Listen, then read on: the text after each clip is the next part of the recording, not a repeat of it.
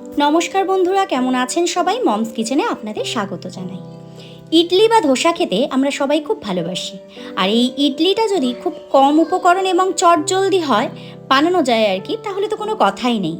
তাহলে চলুন আমি কিভাবে ঝটপট এই রেসিপিটাকে বানিয়ে ফেলি সেটাই আপনাদের সাথে আজকে শেয়ার করব। আমি সেদ্ধ চাল নিয়েছি, মানে আমি রেগুলার যে চালটা আমি ভাতের জন্য ব্যবহার করি সেই চালটা নিয়েছি 3 ভাগ, এবং 1 ভাগ নিয়েছি খোসা ছাড়ানো বিউলির ডাল, এবং 1 চামচ মেথি। এগুলো আমি সমস্ত উপকরণগুলো একসাথে নিয়ে ভালো করে ধুয়ে ওভারনাইট এটাকে রেখে দিয়েছি। সারা রাত্রির জন্য এটাকে আমি ভিজতে দিয়েছি। খুব ভালো করে ভিজে গেছে। পরের দিন সকালবেলা আমি এটাকে উঠে একটা মিক্সিং জারের মধ্যে দিয়ে একটা পেস্ট বানিয়ে নিয়েছি। এই সমস্ত উপকরণগুলোর একটা পেস্ট বানিয়ে নিয়েছি। এতে কিন্তু আমি জল মেশাইনি, এটা এই অবস্থাতেই আমি দিয়ে দিলাম। দিয়ে মিক্সিং জারের মধ্যে দিয়ে আমি একটা ভালো সুন্দর গাঢ় পেস্ট বানিয়ে নিচ্ছি। দেখুন খুব সুন্দর গাঢ় হয়েছে। সমস্ত উপকরণ মানে চাল আর ডাল যেটা ভিজিয়ে রেখেছিলাম সেটা সমস্তটা দিয়েই আমি বানিয়ে নিয়েছি। এই পেস্টটা ইডলির যে ব্যাটারটা হয় সেটা, এর মধ্যে 1 চামচ লবণও আমি দিয়েছি। দিয়ে আমি এটাকে 6 ঘন্টার জন্য রেস্টে রেখে দিলাম। 6 ঘন্টা পর আমি দেখুন এটাকে আবার একটু ঘেটে নিলাম। নিয়ে এবারে আমি ইডলি স্ট্যান্ডের মধ্যে ডাইরেক্ট দিইনি, কারণ দিলে না ওঠাতে খুব সমস্যা হয়। আমার স্টিলের স্ট্যান্ড, ওঠাতে একটু সমস্যা হয় যতই তেল মাখিয়ে নিই না কেন।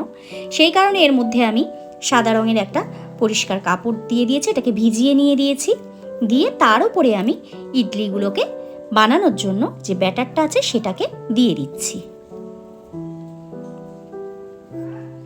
সবকটা স্ট্যান্ডের মানে ছাঁচের মধ্যে আমি দিচ্ছি, সবকটা ছাঁচের মধ্যে আমি ইডলিগুলো বানানোর জন্য ব্যাটারটাকে দিচ্ছি। খুব বেশি করে উঁচু উঁচু করে দিইনি, কারণ এটা যখন ভাপে দেওয়া হবে তখন এটা একটু বেশি ফুলে যায়। সেই কারণে আমি খুব বেশি মুখোমুখি দিইনি, একটু কম করে দিয়েছি।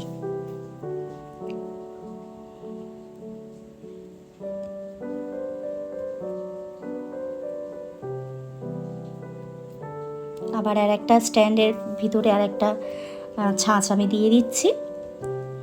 দিয়ে তার মধ্যেও সমানভাবে আমি ইডলিগুলো বানানোর জন্য ব্যাটারটাকে দিয়ে দিচ্ছি প্রত্যেকটা ছাঁচের মধ্যে।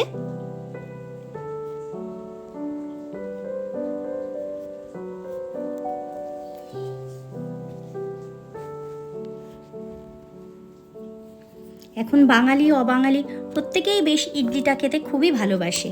আগে শুধু জানতাম সাউথ ইন্ডিয়ান লোকেরা খেত, অবাঙালিরা খেত, এখন প্রত্যেকেই খায়। প্রতিটা বাঙালি বাড়িতেই এখন দেখি প্রত্যেকেই খায়। এবারে ইডলি স্ট্যান্ডের মধ্যে সামান্য পরিমাণে জল দিয়ে আমি স্ট্যান্ডটাকে ঢুকিয়ে এইবারে আমি কিছুক্ষণের জন্য কুক হতে দিলাম।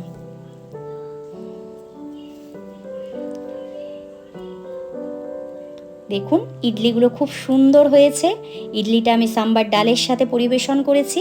ইডলিগুলো দেখতেও যেমন সুন্দর হয়েছে, খেতেও দুর্দান্ত স্বাদ হয়েছিল।